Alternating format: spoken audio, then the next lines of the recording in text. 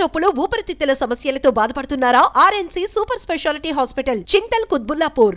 సార్వత్రిక ఎన్నికలపై ఢిల్లీ ఎన్నికల ప్రధానాధికారి జారీ చేసిన ఓ అంతర్గత నోటు రాజకీయ వర్గాల్లో తీవ్ర చర్చకు దారితీసింది. ఏప్రిల్ 16ను లోక్సభ ఎన్నికలకు రెఫరెన్స్ తేదీగా పేర్కొంటూ ఢిల్లీ సీఈఓ జారీ చేసిన నోటు వైరల్ గా మారింది.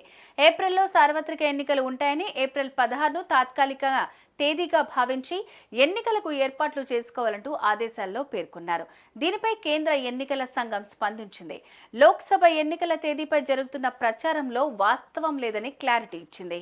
ఈ ఏడాది ఏప్రిల్ 16వ తేదీన లోక్సభ ఎన్నికలు జరుగుతాయంటూ తాము ఇచ్చిన తేదీ తాత్కాలికమేనని ఈసీ తెలిపింది. ఎన్నికలకు సంబంధించి ముందస్తు కార్యక్రమాలను పూర్తి చేసుకునేందుకు ప్రతిసారి ఒక తేదీని ఎంచుకుంటామని, అందులో భాగంగా ఆ తేదీని లక్ష్యంగా పెట్టుకున్నామని ఎన్నికల సంఘం అధికారులు తెలిపారు. అంతే తప్ప ఏప్రిల్ 16వ తేదీన లోక్సభ ఎన్నికలు జరుగుతాయని కాదని స్పష్టం చేశారు. లోక్సభ ఎన్నికలను నిర్వహించడానికి ముందు కొన్ని కసరత్తులు నిర్వహించాల్సి ఉంటుందన్నారు.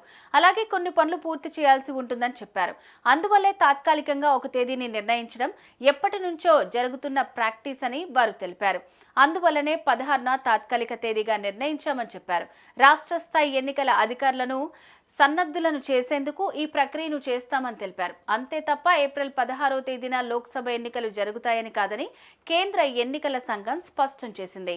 కేంద్ర ఎన్నికల సంఘం ప్లానర్ ప్రకారం పోలింగ్ ఏర్పాట్లు చేసుకునేందుకు జిల్లా రిటర్నింగ్ అధికారులకు రెఫరెన్స్ కోసమే ఆ తేదీని సర్క్యులర్లో పేర్కొన్నట్లు స్పష్టం చేసింది. గత సార్వత్రిక ఎన్నికలను పరిశీలిస్తే కేంద్ర ఎన్నికల సంఘం 2019 మార్చి 10న ఎన్నికల షెడ్యూల్ ప్రకటించింది. ఏప్రిల్ 11న మొదలైన లోక్సభ పోలింగ్ 7 దశల్లో సాగింది. ఆ ఏడాది మే 23న ఓట్ల లెక్కింపు చేపట్టింది.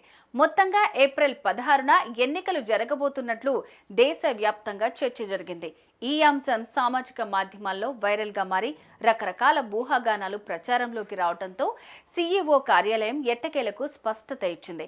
జిల్లా స్థాయిలో ఎన్నికలకు అవసరమైన ఏర్పాట్లు చేసుకోవడానికి అధికారులకు ఒక గడువిస్తూ ఆ తేదీని పేర్కొన్నామని, అంతే తప్ప అది ఖచ్చితమైన తేదీ కాదని తెలిపింది.